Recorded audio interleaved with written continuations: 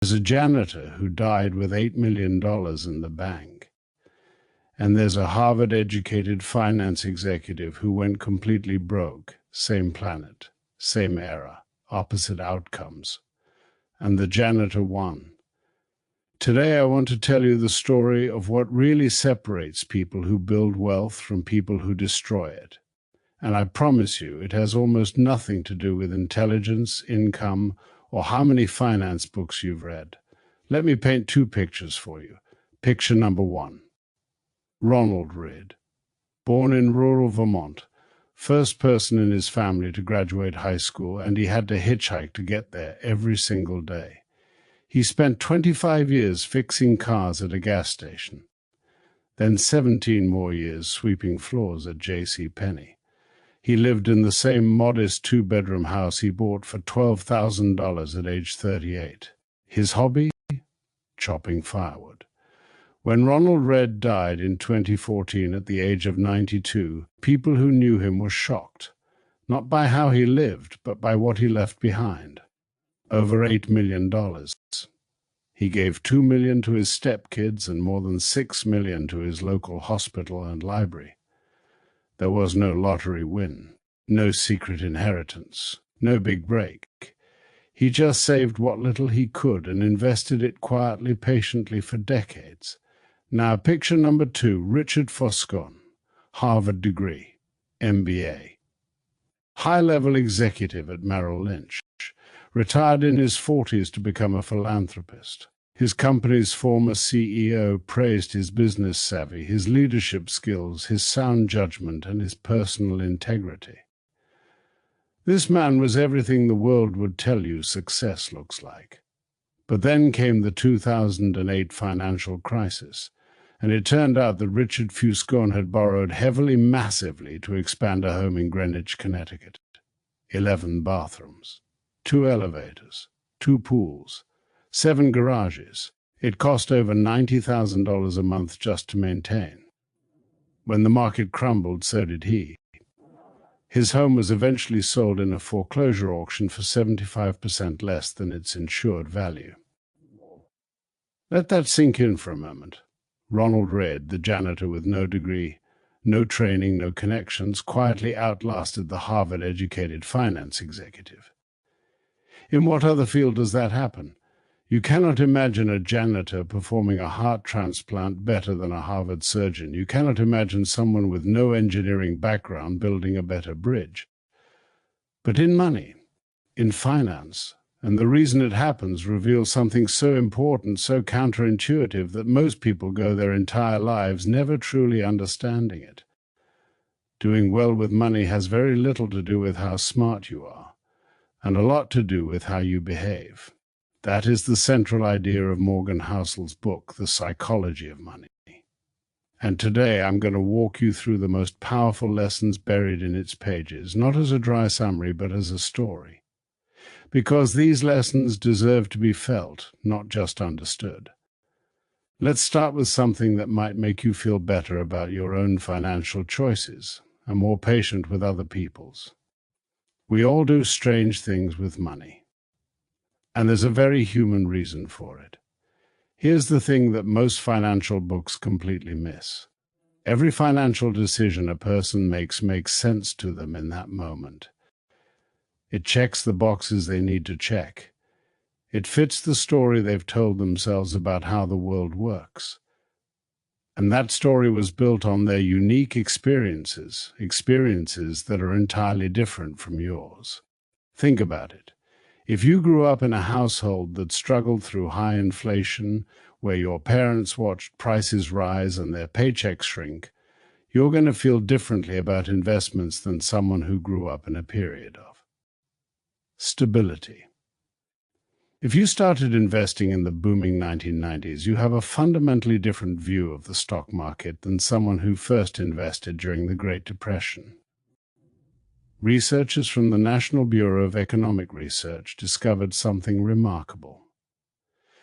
They studied 50 years of financial data and found that people's investment decisions are heavily anchored to the economic conditions of their early adult lives. Not intelligence, not education, just the luck or misfortune of when and where they were born. And this goes deeper than just investments. Think about lottery tickets. Americans spend more on lottery tickets every year than on movies, music, video games, sporting events, and books combined. And the people buying the most tickets? The lowest income households. To a lot of us, that sounds crazy. But strain a little, and you can hear the quiet logic behind it. When you live paycheck to paycheck, when a real savings account feels unreachable, when you look around and see a lifestyle you'll never get to through traditional means, buying a lottery ticket is the only time you can hold a tangible dream. It's paying for a feeling of possibility. You don't have to agree with it, but you can understand it. And that's the most important thing Housel wants us to internalize. Before we judge anyone's money decisions, including our own, we need to remember that no one is crazy. We're all just working with the slice of the world we've experienced, and that slice is tiny. Now I want to tell you about two invisible forces that shape your financial life more than almost anything else. Forces so real, so present, and yet so completely overlooked that most people never acknowledge them at all. Luck and risk. Bill Gates went to one of the only high schools in the world that had a computer in 1968. A computer that only existed because a dedicated teacher convinced a parents' club to use their annual rummage sale money to lease one. That one decision, made by people Bill Gates had never met, helped set the conditions for Microsoft to be born. Out of roughly 303 million high school-age people in the world, at that time Bill Gates was one of about 300 who attended that school. 1 in a million. But here's the part of this story most people don't know. There was a third member of their little group of computer prodigies, a kid named Kent Evans. By Gates' own account, Kent was the most talented among them. The two were inseparable, talking on the phone every night, dreaming up companies, sketching out futures. Gates says he still remembers Kent's phone number to this day. Kent Evans never got to see any of it. He died in a mountaineering accident before graduating high school. The odds of that happening? About 1 in a million, the same odds that landed Gates at that school with a computer. The same magnitude of force, working in exactly opposite directions. This is not a story about pessimism. It's a story about honesty. Because when we look at successful people, we tend to attribute everything to their hard work, their decisions, their genius. And yes, those things matter enormously. But we underestimate how much of any outcome is shaped by forces outside our control. And the same grace we extend to luck, we need to extend to risk. When you see someone who failed, lost a business, made a bad investment, took a financial hit, remember that sometimes smart people with good strategies end up on the wrong side of a coin flip.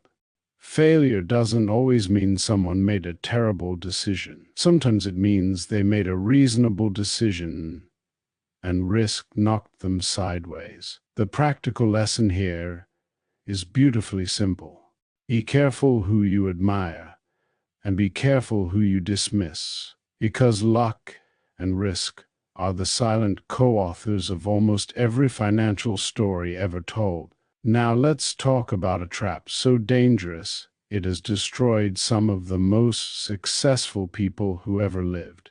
And I'm not exaggerating. The trap is this: not knowing when enough is enough. Author Kurt Vonnegut once told his friend Joseph Heller, who wrote the beloved novel Catch-22, that their host at a party, a hedge fund manager, had made more money in a single day than Heller had earned from his famous book over its entire lifetime. Heller smiled and said, "Yes, but I have something he will never have. Enough." That single word, enough, is one of the most powerful concepts in personal finance. And most people live their entire lives without ever truly grasping it. Rajat Gupta was born into poverty in Kolkata, orphaned as a teenager, and rose through sheer willpower and brilliance to become the CEO of McKinsey, the world's most prestigious consulting firm. By 2008, he was worth an estimated $100 million. $100 million. That's a 5% annual return of around $150 an hour every hour, including while he slept. He could have done anything, gone anywhere, given anything, but Rajat Gupta wanted to be a billionaire. He sat on the board of Goldman Sachs, surrounded by people with even more zeros in their accounts. And somewhere along the way the goalpost moved. He started passing inside information to a hedge fund manager. He went to prison. His career, his reputation, his legacy, everything he had built from nothing gone. Bernie Madoff is the same story. Before his infamous Ponzi scheme, he ran a legitimately successful brokerage that made him tens of millions of dollars a year. Legitimately, and yet the fraud, and yet the risk, and yet the ruin.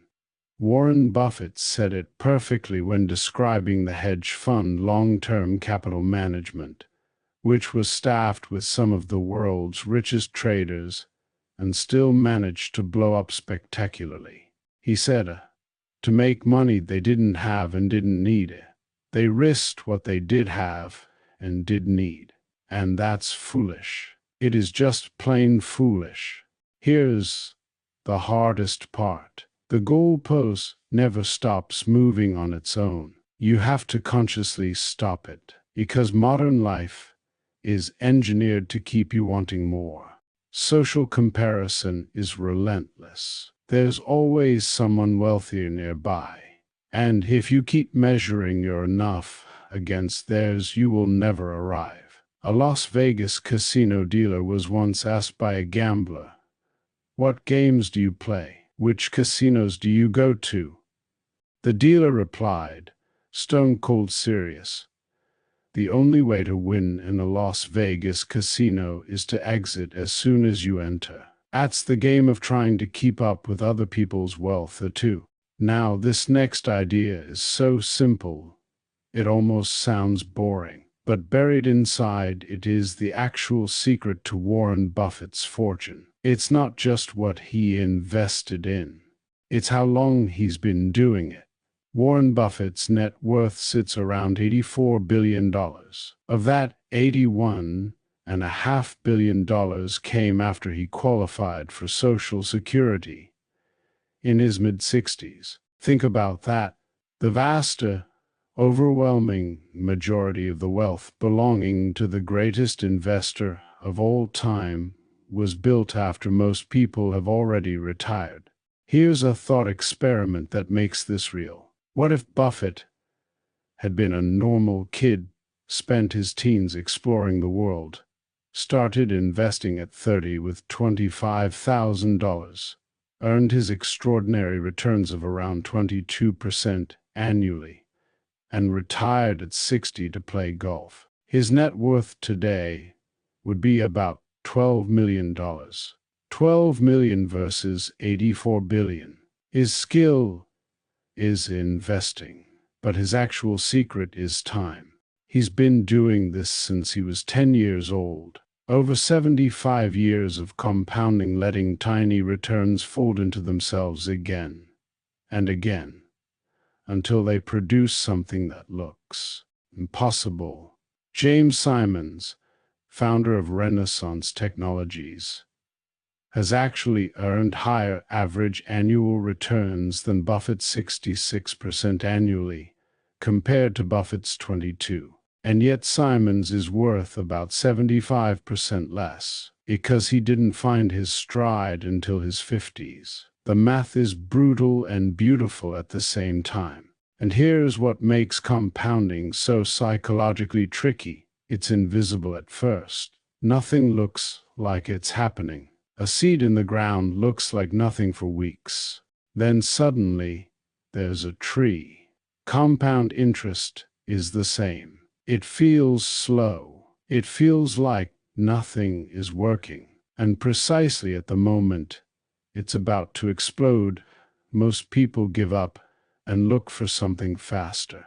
The lesson is almost uncomfortably simple. The best financial strategy isn't the one that earns the highest returns. It's the one you can stick with for the longest period of time.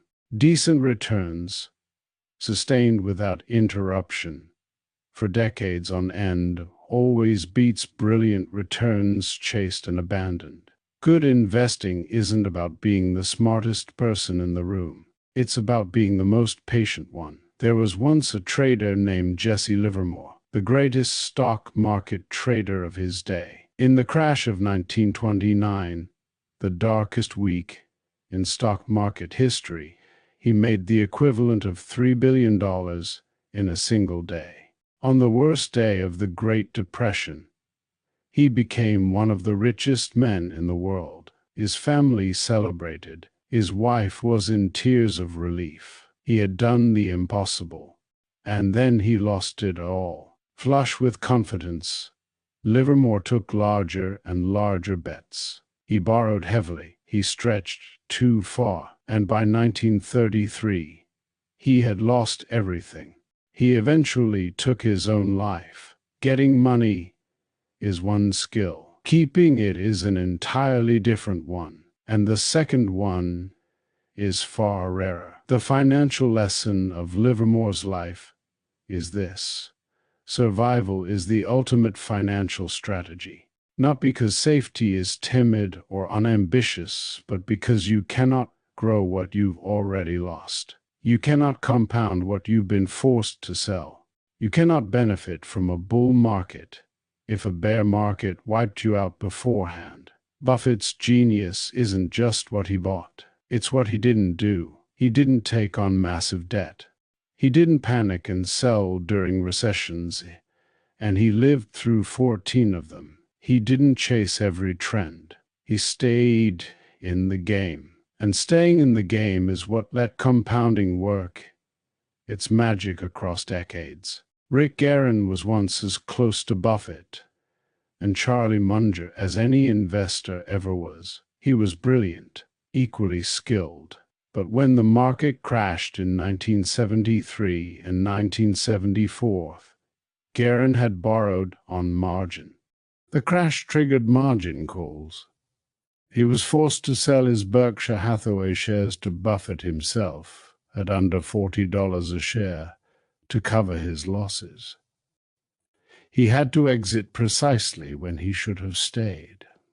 Warren Buffett later said simply, "Charlie and I always knew we would become incredibly wealthy. We were not in a hurry." Not in a hurry. That's it. That's the whole thing. There's a paradox hiding in plain sight in our culture, and it cost people millions of dollars without them ever realizing it. When Morgan Housel worked as a valet, he parked cars for some of the wealthiest people in Los Angeles. Ferraris, Lamborghinis, Rolls-Royces, and he noticed something fascinating.